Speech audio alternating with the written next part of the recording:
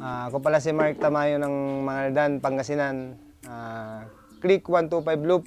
At ako po yung nanalo ng second overall ng YB Old Bird category ng NDR race ng PPC Club.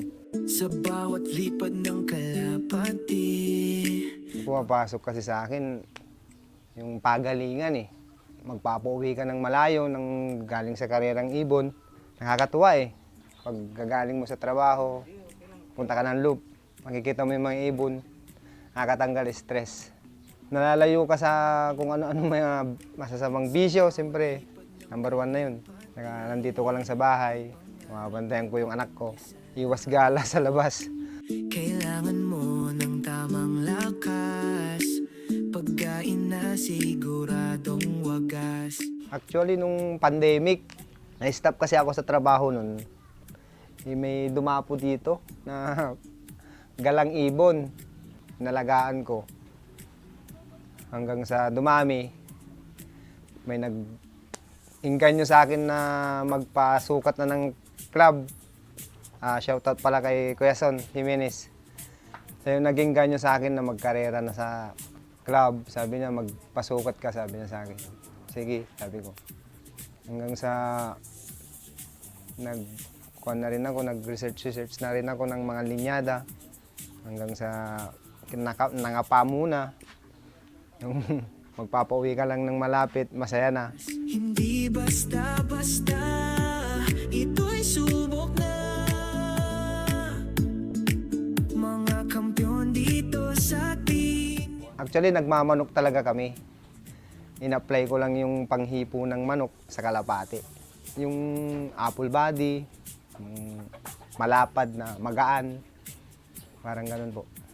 Tapos yung mga sipit-sipitan, katulad din sa manok kasi pag malapak yung sipit-sipitan, parang mahinang pumalo, mag ganun. Pero pag yung dikit, parang super yun na pumalo pag sa manok. Ganun din po sa ibon, in-apply ko din yun. Sa ngayon, ang gamit kong linyada, itong 2 beses akong nag-overall. Una nung nakaraan din ng DR sa PPC rin, isang club din yun. 5th overall din. Ang tatay nun, Taiwan. Ang mother side naman niya is Vandenbroek. Galing kay Doraemon Loop ng Sampabyan. Bayaw, shoutout sa'yo. Thank you. Inbreeding kasi ako eh. Actually, pinag-iikot-ikot ko lang isang yung Taiwan. Kung maaaring yung Taiwan ko yung kak.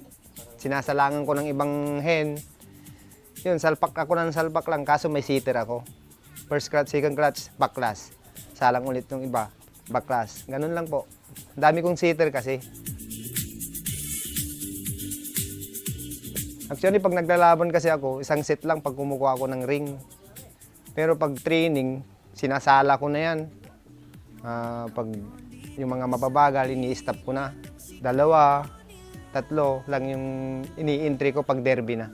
Queen Mary lang ang tiwala ko. Flyer mix, breeder mix, panalo sigurado. Natural lang, yung patukan lang walang halo. Yung walang dinadagdag na powder, yung mga kung ano-anong hinahalo. Basta yung Queen Mary, ganun lang.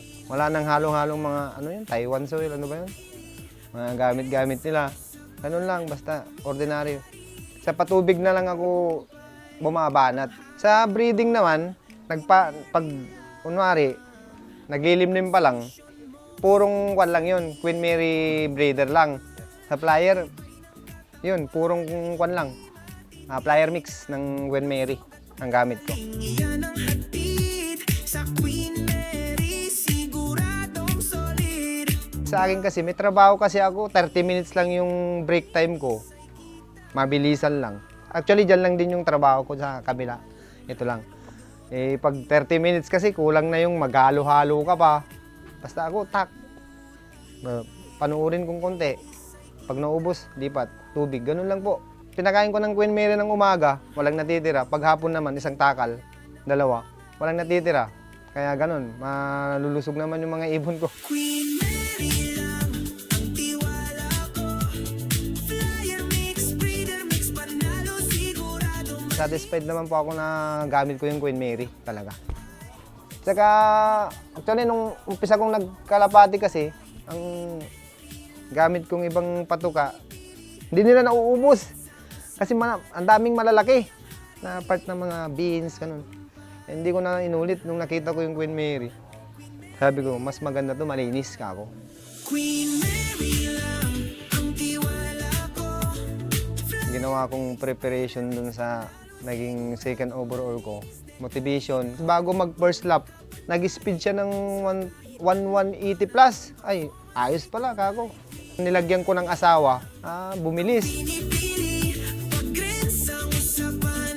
Kami ang hari. Sabi nga nung mga tropa kong nag-aabang din yan pag habangan na, nandyan na yung ibon mo. Kasi ang liit, sabi nila. Kala nila, bato-bato lang yung bato-batong ibon. Ang liit talaga, hindi ko na inaasahan na ganun yung performance nun kasi maliit eh. Hindi kasi ako satisfied dun sa katawan na maliit. Pero siya, maliit na buo, na magaan. Sa Queen Mary, siguradong solid. Ang bilis niyang mag-recover. Actually, umaga, pag malayo na yung karera, third lap, ganun. Pagdating ng pauwian namin, pagdating niya dito sa loop, talagang bagsak yung katawan. Wala lang. Umaga, yung pasalubong ko kasi, tubig, tapos asin, tapos may asukal. 5 minutes bago pagdating ng ibon, tsaka ako papainumin. Pagkatapos ng tubig, hindi pa ako magpapakain. Tubig muna kasi uhaw na uhaw eh. Tapos after 5 minutes, tsaka ako papakainin na. Isusolo ko na lang siya. Kasi isa na lang yung pangnabang ko nun. Isusulo ko na lang siya. Mani, tapos yung mga sa flower, ganun lang po. And then hapon, buo na naman yung katawan niya. Ang bilis niyang mag-recover ng katawan. Doon po ako humanga sa kanya. Kinabukasan, bigyan ko na lang siya ng Queen Mary. Subok sa init o ulan man. Tibay ng katawan ay hindi matitina. Si Princess Leet, ang napanalunan niya ay second overall ng Young Bird category, second overall ng All Bird category, third overall ng 5 laps re-entry, fourth overall ng 6 laps o 6 laps re-entry, 8th overall ng Young Bird ng Triple Crown. Only pulling winner. Yun po ang mga achievement ng Princess Leet na ibon ko. Sa kahit anong panahon, performance ay tunay. Unang-una, siyempre si Mrs. Siyempre supportive na Mrs. yan. Wala akong masabi sa kanya. Siyempre, yung iniisip din niya, hindi na ako palalakad. Pag nandito na kasi, nakalapati na lang. Tapos sila, kuhan pala, yung tuser namin, si Albert Andaya. Shoutout sa'yo, salamat sa pagtutos mo ng ibon ko na walang sawang pagtutos. Kay Kuya Son Jimenez.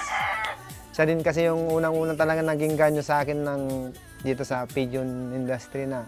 Thank you pala sa pamunuan ng PPC kay Pres Dennis Narbasa sa patas na palaro. Pagpatuloy nyo lang po yung ganun pong palaro. More power po. God bless po.